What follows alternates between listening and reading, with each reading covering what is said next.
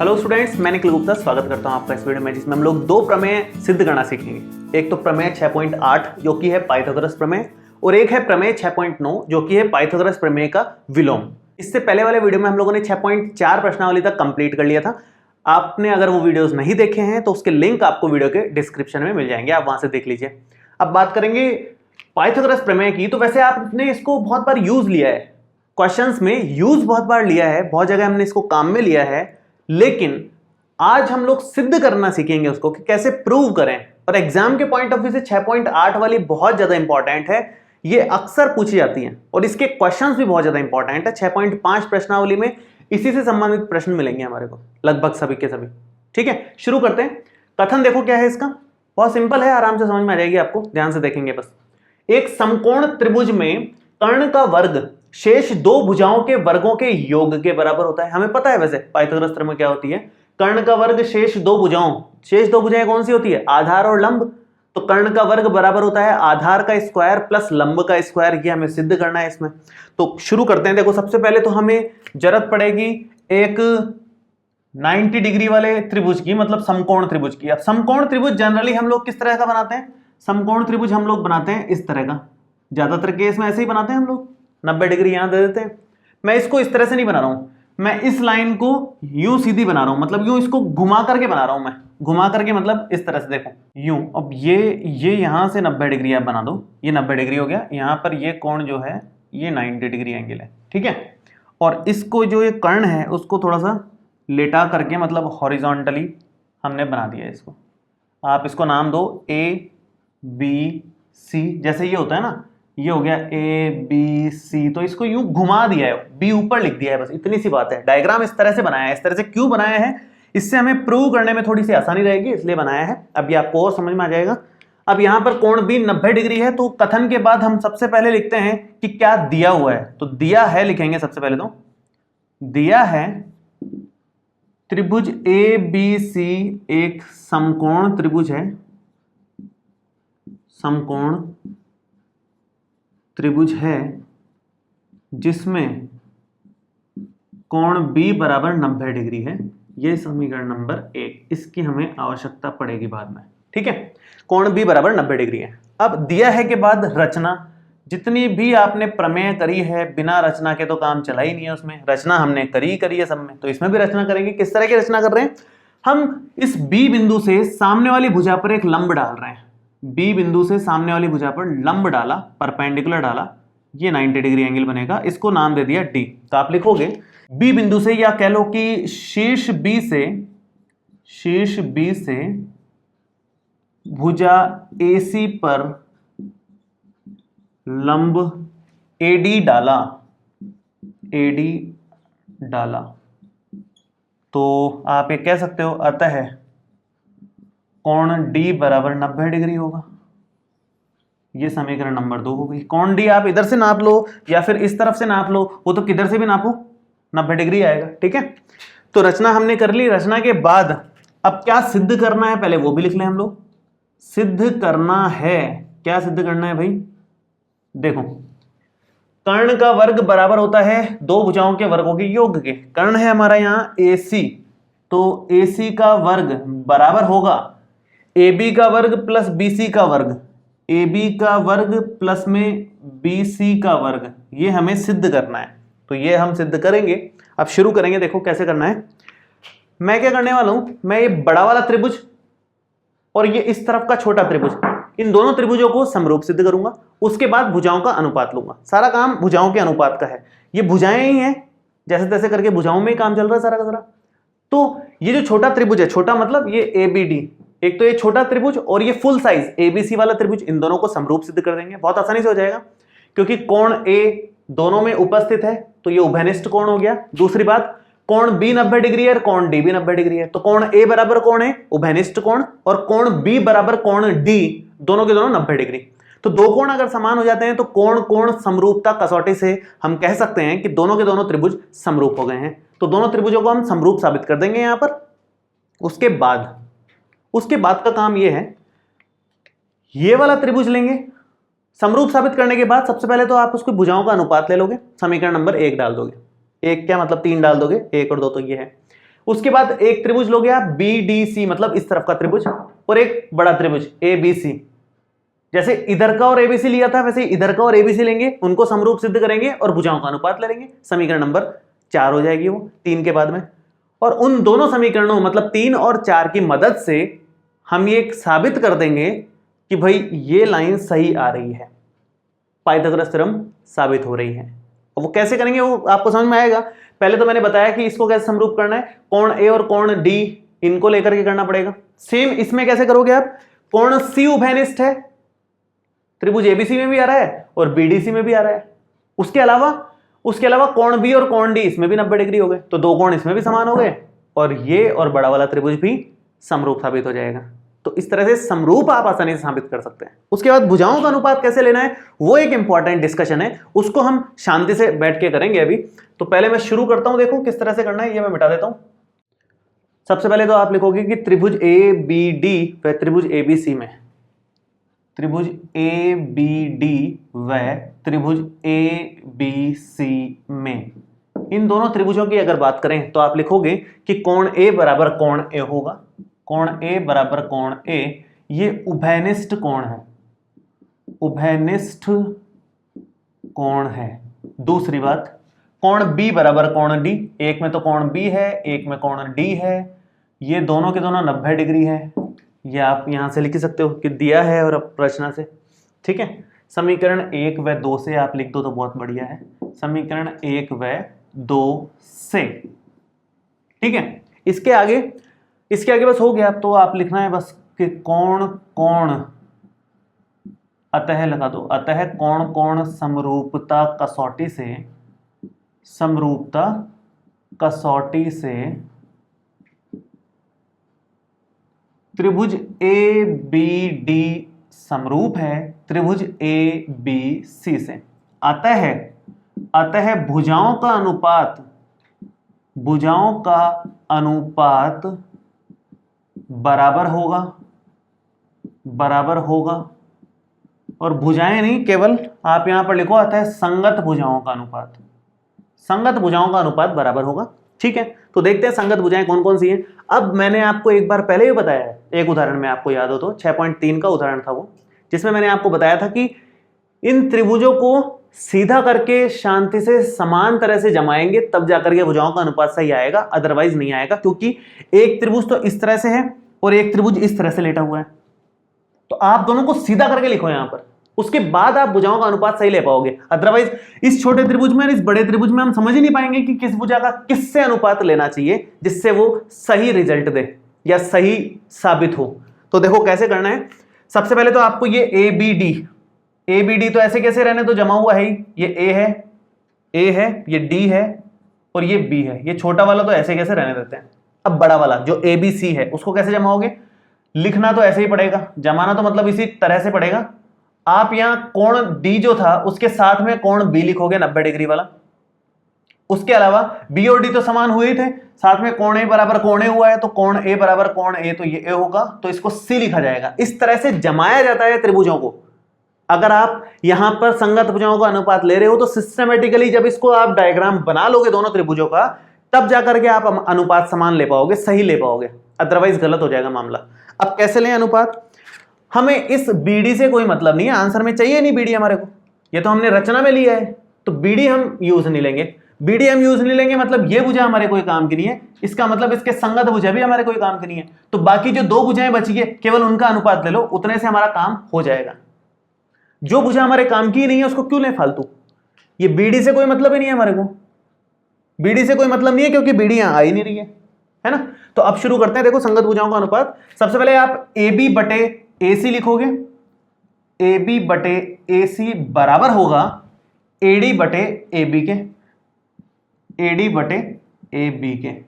आप वज्र गुणा कर लो, इधर ले आओ इसको, तो ये AB का वर्ग हो गया बराबर AC उधर चला जाएगा, AC गुणा AD हो जाएगा, समीकरण नंबर 3 हो गया। ये हमारे बहुत काम का समीकरण आया, आगे हमें इसकी जरूरत पड़ेगी। सेम टू सेम काम पहले आप इन दो त्रिभुजों को समरूप करने का करो। तो आप लिखोगे कि त्रिभुज BDC व त्रिभुज ABC में, इन दोनों त्रिभुजों में आप कह सकते हो कि कोण सी बराबर कोण सी है, ये उभयनिष्ठ कोण है, उभयनिष्ठ कोण। उसके बाद आप लिखोगे कि कोण बी बराबर कोण डी है, वापस से कोण बी और कोण डी दोनों में है, तो वो 90 डिग्री है, वही सेम समीकरण 1 व 2 से। उसके बाद आप कह सकते हो कि अतः कोण कोण समरूपता कसौटी से दोनों त्रिभुज समरूप हो गए, तो त्रिभुज BDC समरूप हो जाएगा त्रिभुज ABC का। ठीक है, दोनों त्रिभुज अगर समरूप हो गए हैं, अतः संगत भुजाएं, संगत भुजाओं का अनुपात, संगत भुजाओं का अनुपात समान होगा या बराबर होगा, या संगत भुजाएं समानुपाती होंगी, जो भी आप लिखना चाहो वो सब एक ही बातें हैं। अब संगत भुजाएं लेनी है। संगत भुजाएं लेने के लिए वापस से इस तरह से जमाना पड़ेगा। जमाओगे कैसे, ध्यान से सुनो। सबसे पहले तो BDC, ये तो ऐसे कैसे जमा देते हैं अपन, ये हमारा हो गया, ये है B, नहीं ये D है, सॉरी, ये C और ये B, ये BDC त्रिभुज का जमा दिया हमने, जिसमें D 90 डिग्री है। अब आप इसी की तरह एकदम ABC को जमाओ, जो बड़ा वाला त्रिभुज है, घुमा करके, ताकि हम इसका अनुपात सही से ले पाए। तो कोण B बराबर कोण D, तो D के सामने B लिखेंगे एकदम D के संगत, और C बराबर C है तो C के जस्ट सामने C लिखा जाएगा यहाँ पर। तो ABC में A ही बचा, तो ये A यहाँ पर आएगा। अब यहाँ पर कौन सी काम की नहीं है, ये हमारे काम की नहीं है BD, क्योंकि BD से अपने को कोई मतलब नहीं है, BD पीनी भी नहीं चाहिए, आप लोगों को पता है ना। चलो आगे बढ़े। संगत भुजाओं का अनुपात लो, BC बटे AC, देखो ये हो गया हमारा BC बटे AC बराबर है, BC बटे AC बराबर है DC बटे BC के, DC बटे BC के। इसको थोड़ा सा आगे और लिख लें तो ये BC इधर चला जाएगा, ये इधर आ जाएगा, तो क्या बन जाएगा, ये BC का वर्ग बराबर होगा AC गुणा DC, AC गुणा DC। ये हमारा आंसर आ गया, ये समीकरण नंबर 4 है। समीकरण 3 और 4 हमारे पास हैं, दोनों समीकरणों को जोड़ना है, साफ साफ दिख रहा है, क्यों, क्योंकि AB का वर्ग प्लस BC का वर्ग चाहिए होता है हमारे को, यहां लिखा हुआ है, दोनों को जोड़ना है, तो दोनों को जोड़ देते हैं हम। समीकरण 3 + 4 करना है, जगह की थोड़ी सी शॉर्टेज है, मैं इधर कर देता हूं, है ना, ये मैं यूं लगा देता हूं लाइन इसकी, तो आप यहां लिखो समीकरण 3 + 4। ऐसा करने पर क्या बन रहा है, ऐसा करने पर लेफ्ट साइड में तो AB का वर्ग आएगा और इधर BC का वर्ग आएगा, और राइट साइड में आप AC गुणा AD, AC गुणा AD लिखोगे, और प्लस में AC गुणा DC लिखोगे। थोड़ी सी जगह की शॉर्टेज है, लेकिन मेरे ख्याल से हो जाएगा अपना काम। इन दोनों में देखो क्या कॉमन आ रहा है, इन दोनों में से AC कॉमन दिख रहा है हमारे को, AC कॉमन लोगे तो अंदर क्या बचेगा, AD बचेगा, और प्लस में DC बचेगा। अब देखो जरा, AD प्लस DC कितना है, AD प्लस DC मिलकर के AC बन रहा है, तो आप यहां AC लिख सकते हो इसकी जगह, तो ये क्या बन जाएगा, AB का वर्ग प्लस में BC का वर्ग बराबर आएगा AC गुणा AC, AC गुणा AC, मतलब ये आ जाएगा AC का वर्ग। ये हमारे काम की लाइन आ गई, जगह नहीं है, नहीं तो मैं इसको इसके साथ अगली लाइन में लिख देता। फिलहाल आप समझ लें कि सिद्ध करना है, जो हमने लिखा था उसी की तरह एकदम आ गया है। तो ओवरऑल हमने क्या किया, हमने इस छोटे वाले त्रिभुज को इस बड़े वाले त्रिभुज के समरूप किया और संगत भुजाएं समानुपाती करी। इस छोटे वाले त्रिभुज को, इस तरफ वाले छोटे वाले त्रिभुज को इस बड़े वाले त्रिभुज के समरूप किया और फिर से संगत भुजाएं समानुपाती करी। कौन सी संगत भुजा समानुपाती करी, जो हमारे काम की थी, BD वाली हमारे काम की नहीं थी, तो BD के संगत जो भी थी वो नहीं ली, बाकी दो ले ली। दूसरी बात, जो इंपॉर्टेंट बात है वो ये है कि हमेशा इस तरह से रफ में बना करके देख लिया करो। फेयर में भी बनाओगे तो कोई बुराई नहीं है, लेकिन रफ में ही बनाने का काम है, वैसे तो ये फेयर की नीड नहीं है, इसको रफ का काम है। ये जरूर करके देखें, इससे आपको पता चलेगा किस भुजा के संगत कौन सी भुजा लेनी है, अदरवाइज आप गलती कर बैठोगे। और लेने का तरीका मैंने बता दिया, जो आपने बराबर यहां लिए हैं कोण, उसके संगत कोण वहां पर लिख दो और बचा हुआ तीसरा उधर लिख दो, अपने आप हो जाएगा सेटल, कहीं दिक्कत नहीं आएगी। ठीक है, तो ये है पाइथागोरस प्रमेय, प्रमेय 6.8, बहुत ज्यादा इंपॉर्टेंट है और सभी क्वेश्चंस में लगभग 6.5 के सभी क्वेश्चंस में ये काम आएगी। हम अब आगे बढ़ते हैं इसके विलोम में, वो है प्रमेय 6.9। देखिए तो प्रमेय 6.9 का कथन देखते हैं, एकदम अपोजिट है पाइथागोरस प्रमेय से। हमें अब इस बार समकोण त्रिभुज है वो ये साबित करना है, जबकि एक भुजा का वर्ग बाकी की दो भुजाओं के वर्गों के बराबर दे रखा है। इस बार उल्टा है, मतलब बस किसी त्रिभुज की एक भुजा का वर्ग अन्य दो भुजाओं के योग के बराबर हो, दो भुजाओं के वर्गों के योग आएगा। यहां पर मैंने वर्गों के लगाना भूल गया, मैं वर्गों के योग के बराबर हो तो पहली भुजा का सम्मुख कोण समकोण होता है।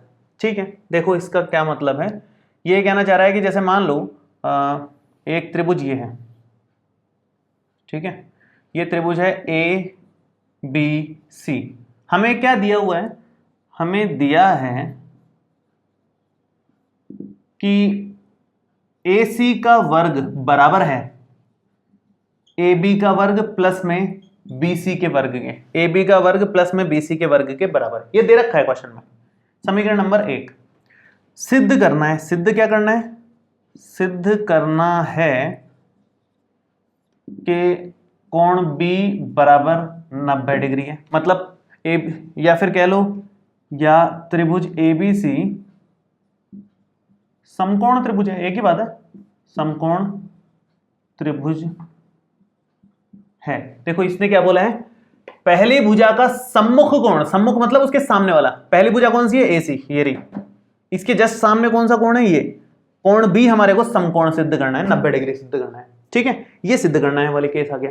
अब हमें शुरू करना होगा रचना से, हमें एक रचना करनी पड़ेगी यहां पर, उसके बाद ही हम आगे बढ़ पाएंगे। रचना हर बार करते हैं हम लोग, हर प्रमेय में, जितनी प्रमेय हमने पढ़ी है सभी में रचना करी है, तो इसमें भी करेंगे। देखो किस तरह से करनी है, हम एक तो ए बी के जस्ट सेम टू सेम एक भुजा यहां पर बना रहे हैं, एक भुजा ए बी के जस्ट लंबाई बराबर कर दी, इसके लंबाई की ही पी क्यू ले ली और क्यू को 90 डिग्री कोण ले लिया, और एक ये बी सी के समान ले ली क्यू आर, और इसको मिला दिया। मतलब हमने इस तरह का त्रिभुज बनाया है जिसमें कोण भी तो, कोण क्यू तो 90 डिग्री है, ये रचना में कराया हमने, और पी क्यू की लंबाई इसके बराबर ली है और इसकी लंबाई इसके बराबर ली है, हमने ये रचना में लिया है। तो मैं यहां लिखता हूं एक बार कि क्या रचना में लिया है हमने। रचना में आप लिखोगे कि त्रिभुज पी क्यू आर एक समकोण त्रिभुज बनाया जिसमें कोण Q बराबर 90 डिग्री तथा AB बराबर है PQ के, AB बराबर है PQ के और BC बराबर है QR के, एवं BC बराबर है QR के। ये समीकरण नंबर 2 हो गई, ये समीकरण नंबर 3 हो गई, हमारे बहुत काम आएंगी ये। मैं यहां बना भी देता हूं कि ये इसके समान है और ये इसके समान है, ये सेम साइन लगाने का मतलब है समान है। ठीक है, अब कोण Q भी हमारे को 90 डिग्री दे रखा है, कोण Q 90 डिग्री है, इसकी भी एक समीकरण बना ही लो आप, इसको समीकरण नंबर 2 ले लो, इसको 3 और 4 ले लो आप, क्योंकि ये भी काम की चीज है हमारे। ये है 3 और ये है 4। ठीक है, अब शुरू करते हैं, शुरू करेंगे।